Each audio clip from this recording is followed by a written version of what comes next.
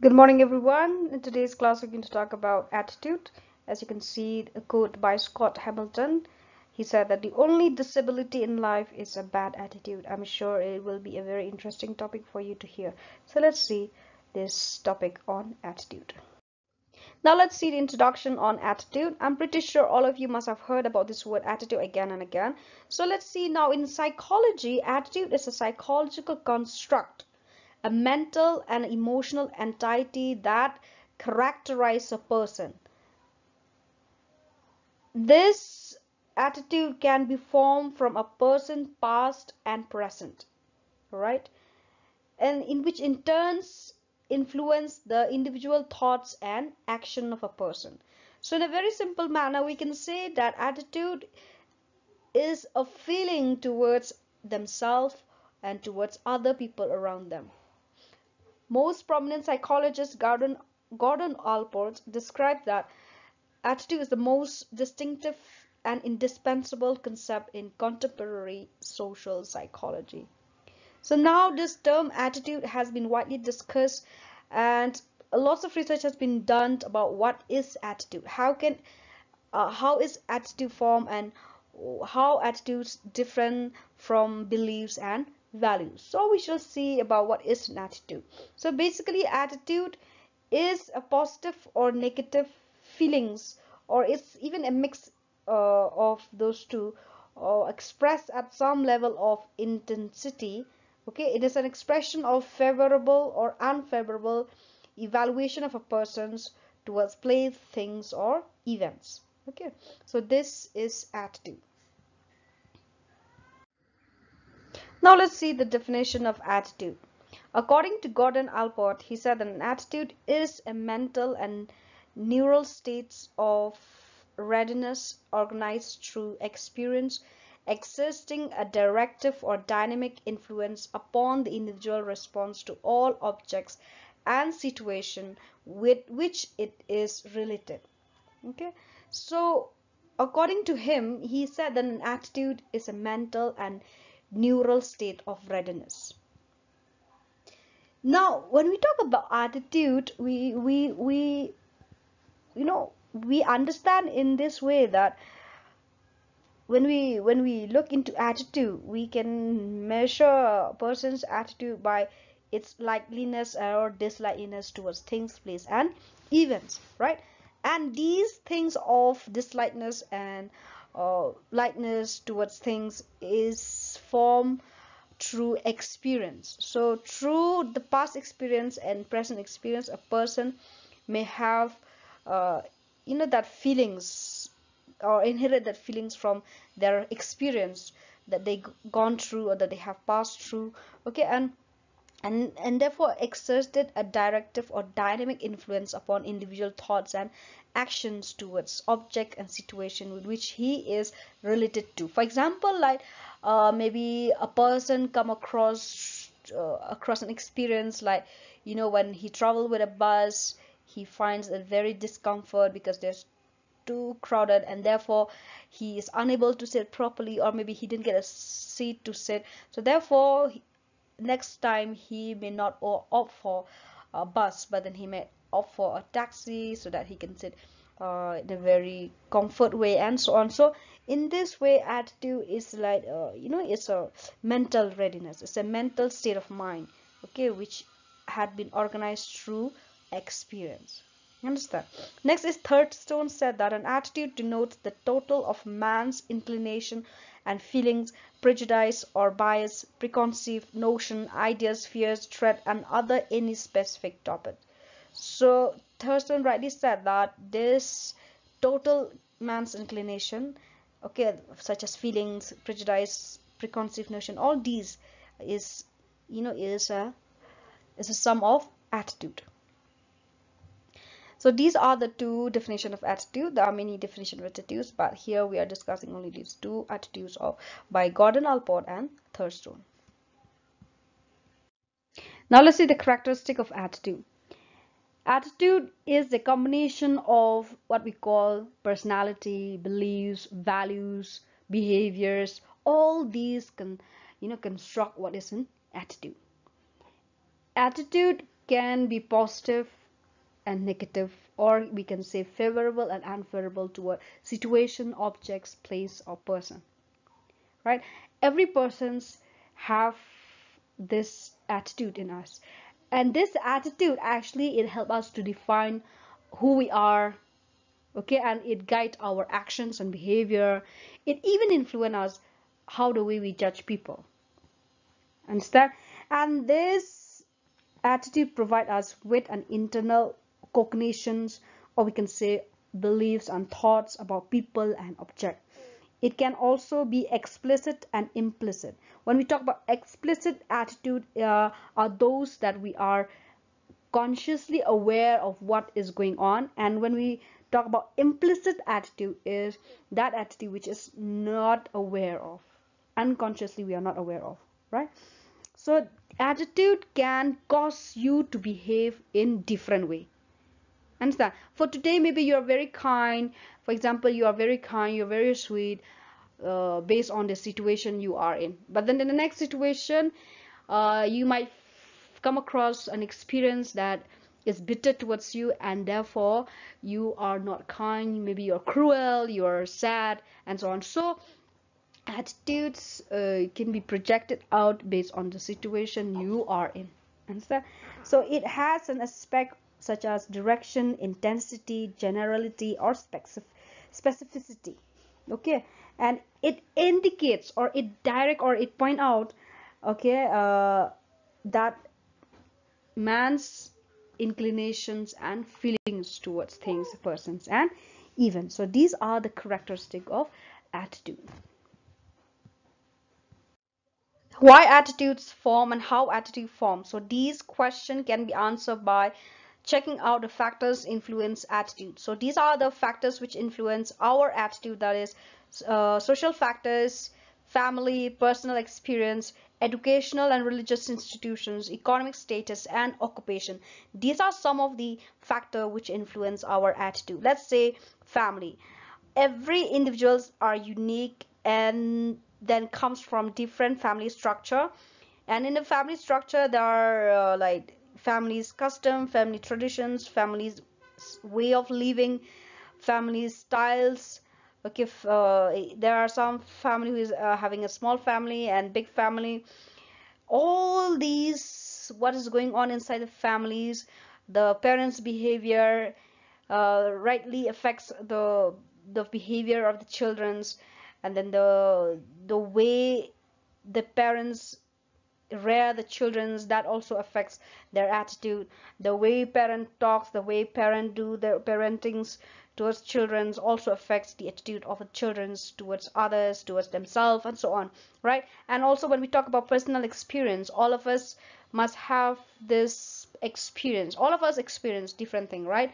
It can be a personal experience, a family experience, professional experience, and so on, right? So we all have to go through different kind of experience, and these different kind of experience, it shape us into a whole new being, and that is how attitude also forms, okay, which it brush up our personality, it brush our behavior, and so on. When we talk about educational and religious institutions, these are also another factors which uh, contributes towards influencing our attitude. For example, at home maybe have a negative attitude toward Christian, but then as you come into school, the school talks about unity, talks about being together, talks about respecting other religion, right? So in this way your attitude can be shaped, can be changed, can be formed, and so on. So for example, at home you may have been taught by that you should not be friend with people from other tribe, but then in school it does different thing, you should be friend with people from other tribe, and so on. So in this thing we can say that attitude can be changed, it can change, right? It can change. So these are some of the factors which influence our attitudes. See, now let's see the contents of attitude. Carl Jung, one of the founder of psychoanalysis, is of the opinion that the contents of the conscious and unconscious part of the mind are usually different. Accordingly, attitude are classified as explicit and implicit. I already told you in the last slide that explicit is an is an attitude where a person is fully conscious or fully aware of his own attitudes towards things, objects, and place, right? And these attitudes are explicit. So explicit attitudes are formed consciously. That means the person knows how he react, how he behave, and how he judge. But then later on, the other one is implicit attitude. This means that a person is unaware of his attitudes, beliefs, values towards people. Okay, and then those attitudes are called as implicit. So implicit attitudes are formed subconsciously. Okay, so Carl Jung very rightly explained about these two, I would say, types of attitude, which is called explicit attitude and implicit attitude. Okay, so attitude, it can be attitude is internal, whereas behavior is external. Okay, now let's see the structure. The multi-component model is known as the ABC model or the CAB model. So let's see the component of CAB model, cognitive component. From the word cognitive, it means thinking. So that means a person think about an object, how he think about the object.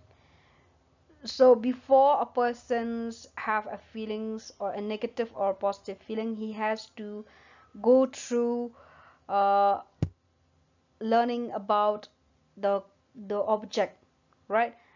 How is the object, what can the object do for you, and how the object in turn give you pleasure or not, or are you satisfied with the object or not. So this kind of thought is going on in the person's mind, and once he find out that this object, it do really favor him, then he might have a positive attitudes towards that object, right? When we comes to affective component, this involve a person's feelings, emotion about the attitude object. So after he had thought about an object, and then what he thought is it comes to be true, and then he have this what is called affective, mean affections towards the object. So later on, if he go on buying the object, he might buy the same object because he had an experience, a good experience towards that object, right? It might be object, it can be things, like for example, it can be a car, it can be a bike, it can be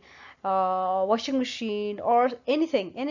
And based on the experience with that object, he may have a negative feeling or a positive feeling. For example, if the washing machine worked very well according to what he thinks, then he might buy or might suggest his friend to buy that washing machine because he might give a positive attitude towards that washing machine. So in this way, it involves the next one is behavior component. This involves the past behavior experience regarding the attitude object. See, that's what I'm telling you. See, it goes step by step.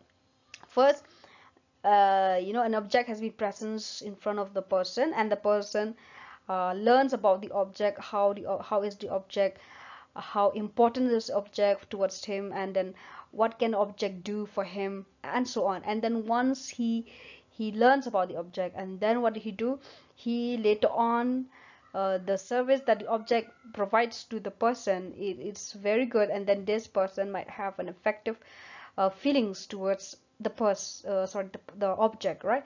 At object or place or person and so on. So the object can be a washing machine, it can be a car, as I already said to you. So this object gives you pleasure and prestige, and eventually it will create a positive towards the brand, or towards, and so on, LG brand and so on.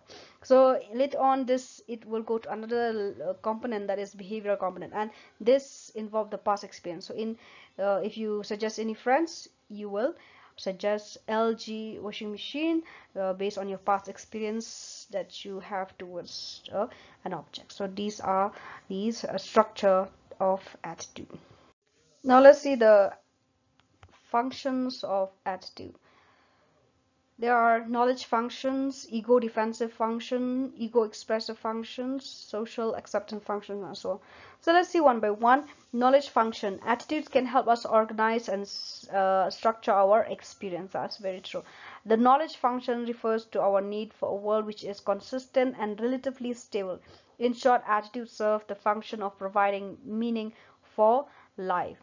So as you can say, it helps us organize things and structure our experience. As I already told you in the last slide that uh, our past experience help us form a right attitudes towards things, or maybe have also forms a bad attitude towards things. So this knowledge functions refers to our need for a world which is consistent and relatively stable.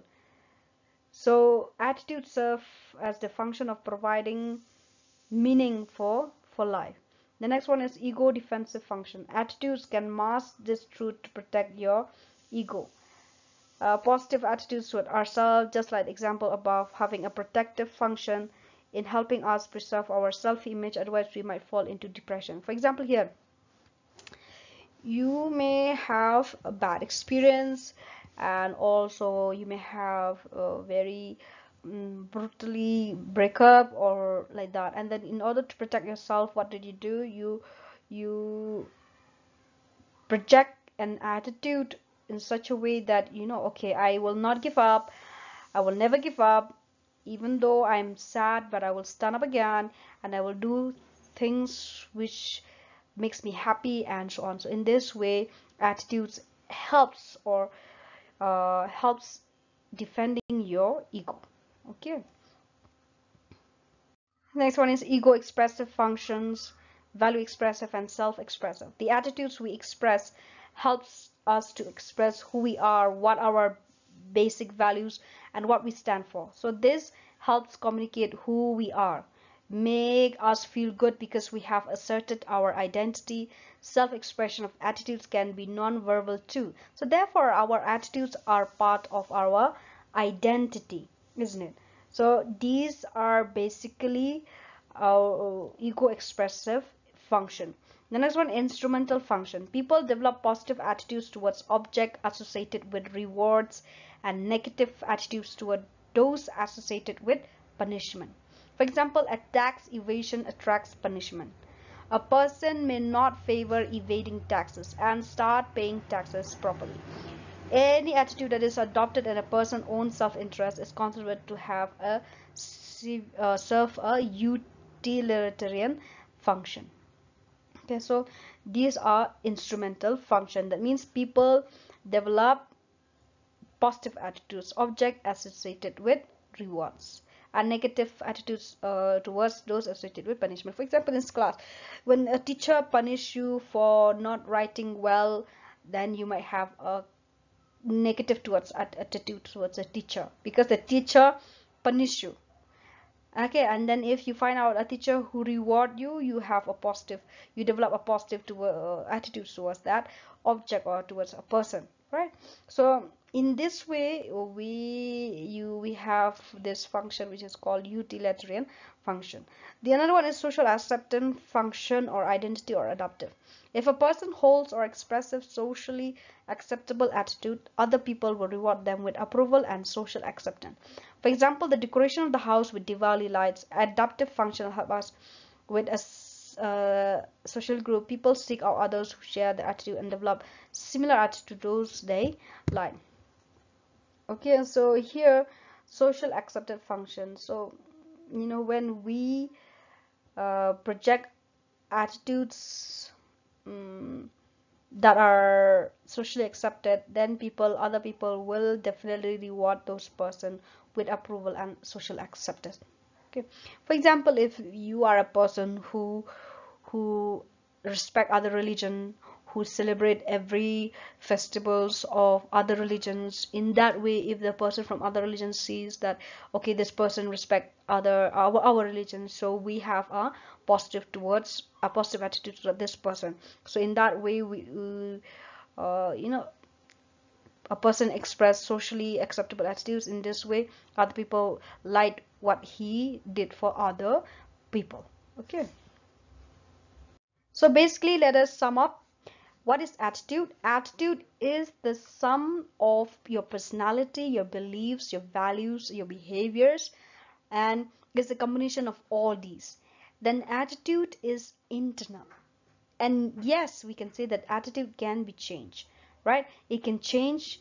And for example, now you may have a negative attitudes toward football. Maybe you don't know much about football, you don't have a proper knowledge about football, you don't know how they play, you don't know how the structure of football and so on. But when someone explained to you about how football worked, how interesting it is, maybe you might become a football fan, or maybe footballer fans and so on. So in this way we can say that these attitudes actually are being formed and also based on the experience that person going through, understand. And these attitude can actually indicates or direct our next steps, what can we do next based on our attitude we project towards peoples, towards things, and towards object. So here that's why it's very important to have a positive attitude towards things, place, and object. Okay, so even in interview also or anywhere we can say that, you know, when you have the right attitude, then you have uh, uh, the right to celebrate life in a joyful way. Okay, so it is very important for us, for you and me, to have good attitudes towards people around us, so that we may create an environment where we live together. So with this, thank you so much for listening.